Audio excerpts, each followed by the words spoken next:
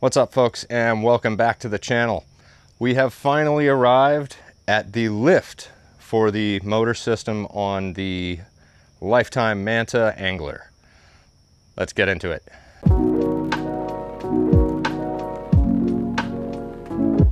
I did not come to these decisions lightly, and I actually went through a couple different renditions of a lift before I arrived at that.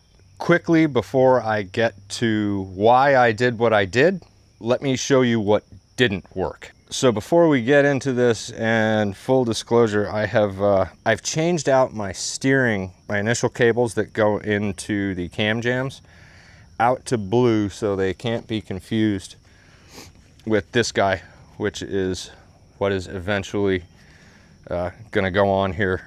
But before I show you that, for those of you that don't know, which is most of you, when I first did the lift on this, I decided to go tilt because I wanted the motor to get as far out of the water as possible. One of the challenges to overcome with that is the lock itself. So basically what I had was I had a line going through the lock itself up to a pulley, which went through the steering triangle and up to a second pulley here, and went down through these couple of pad eyes to this guy right here, and eventually the chock right there. Here's the problem. So watch the steering cables, and let's pretend that I actually have that system going. So what it would do is it would depress the button, cable would continue up toward the top of the motor, and would do that, and the second I let go of that, it locks into place. The only problem is, look at my steering now. And as you can see up here, which that wouldn't be such a big deal. The problem is that as you're releasing this thing in the water, with it set up like this, with the pulleys on one side of the shaft, it would tend to pull this way and would go all the way down here, right? So now the pulley is in the way of the release. I had to deal with that a couple of times, and once it's wonky like this, you can't steer that, you can't correct that with your feet and the steering. So bottom line, I decided that I needed to see how messy that was. You'd have to get out of the kayak almost every time. And then it hung up in that cotter pin. See, there's just way too much that can go wrong with that. So this is what we did instead. Aim this camera down a bit. So there is a small hole in the motor right there. This S-beaner and this cable connect to that.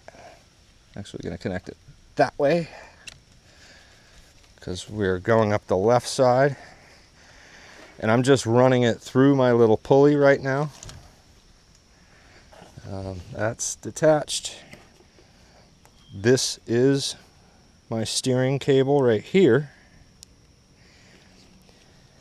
and so basically what's going to happen here, let me get the steering's all the way taut, right? And we're straight. What's going to happen here is the exact opposite. Instead of the steering going limp and unusable, it's actually going to tighten up. So foot peg position is extremely important. You want to be at least about halfway in, because as that sucker lifts up, these foot pegs are going to travel about yay much or so. All right, we're set. Take a look.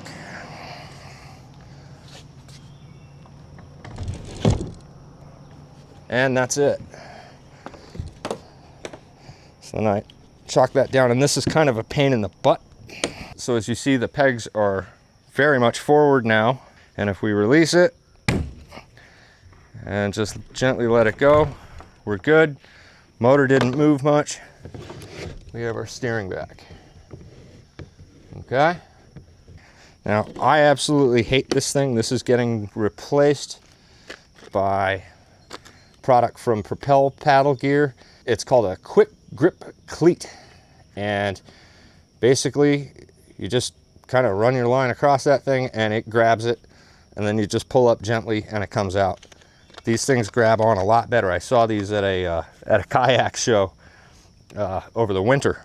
That's getting replaced with that. So as you can see, steering's totally good. Okay. So how did we get there? Let's go to the workbench and I'll show you exactly how. All right, and this should pretty much apply to everybody's lift if they want to do it this way. These are the only parts that are required. We've got our pulley. We've got a S-beaner from Night Eyes. Got a bag of hardware from Ace. Got some of this cable. It will be listed on the screen right now. God, what is it called? I don't remember. At any rate, this is a pretty simple process, I think. Let's go ahead and get on it. Just gonna move the motor to this. So where we're gonna pull the motor is from this point right here. So the first thing we need to do is drill a hole where this S-beaner moves freely. So let's get on that.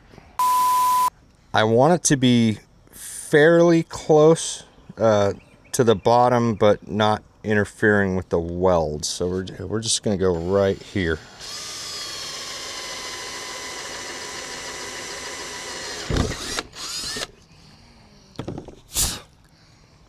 All right, let's test that. We should probably make it a little bigger. Yep, a little bit bigger. It works fine, but it should be a little bit bigger. So I'm gonna say if you're gonna center it right there, you're good with a 1/4 inch bit.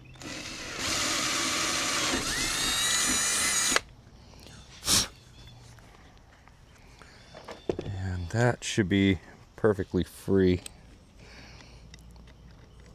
Yep. All right, so now that that is done, we need to flip the motor from its opposite side, because this is clearly how it runs.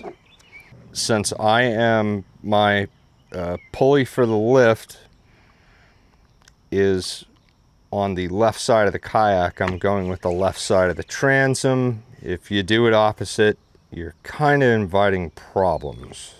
So one of the things that we want to do is kind of make a visual line between where the carabiner sits and where the pulley is going to sit, because you want kind of a straight line between the two.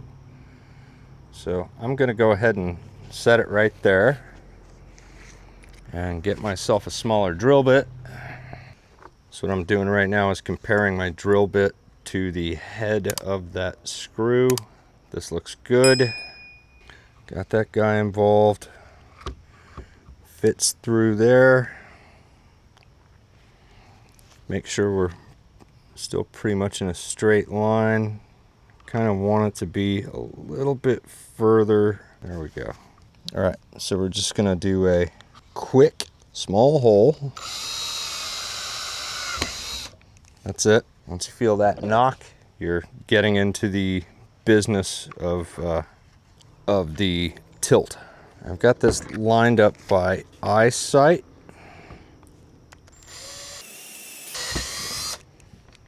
And that's it. We are almost done. This is seriously how simple these lifts can be. All right, so when I said I was almost done there, yeah, that was a little bit of foreshadowing.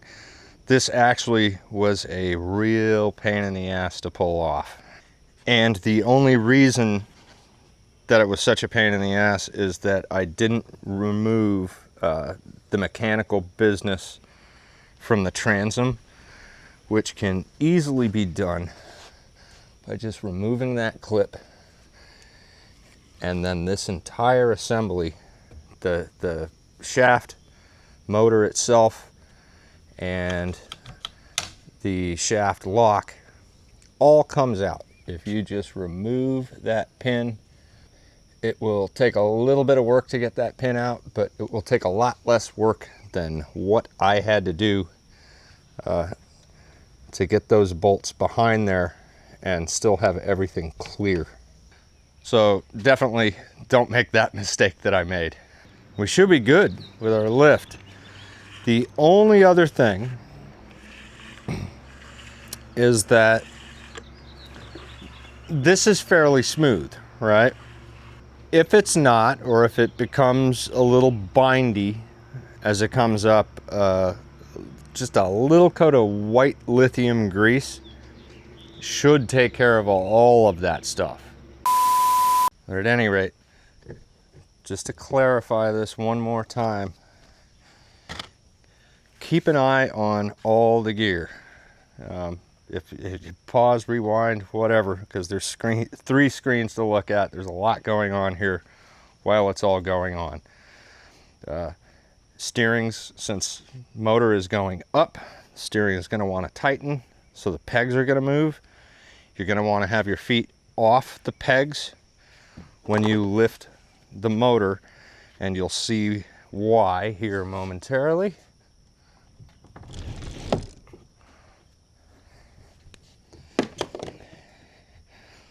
Lock it in. Okay, and as you saw, the motor did move slightly, but that's no big deal because you actually still have steering, and there's no way that it's going to get so wonky that you can't recover. The only other thing is that if you are going to do a speed control system like I did, that's the next video. That's actually going to be the hardest because I'm not really stoked with it quite yet. I might go from pulse width modulator to electronic speed control. Maybe.